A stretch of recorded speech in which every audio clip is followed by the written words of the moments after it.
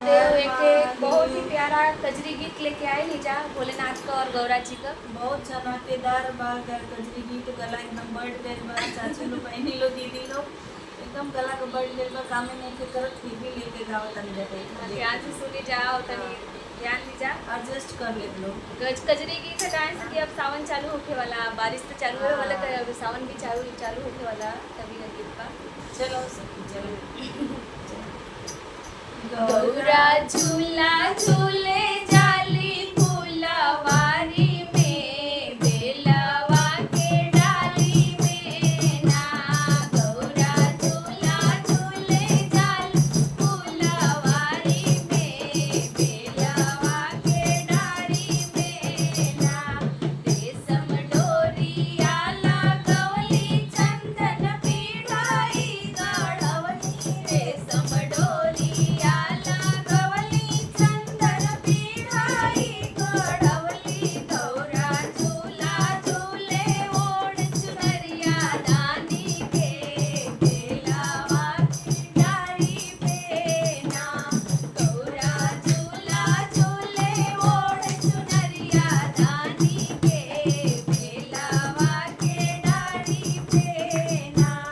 गौरा झूला झूले जाली फूलवारी में बेलवा के डारी पे ना। दिया चमके लाली लाल चूनर शोभे गोटेदार। बिंदिया चमके लाली लाल चूनर शोभे गोटेदार। चूनर पर लिखल बाटे नाम जटाधारी के बेलवा के डारी पे ना। चूनर पे लिखल बाटे नाम जटाधारी के बेलवा की डारी पे ना। गौरा झूला झूले जाली फूलवारी में बेलवा के डारी पे ना। गौरा के देखी रूप सुहाना भोला हो गइले दीवाना।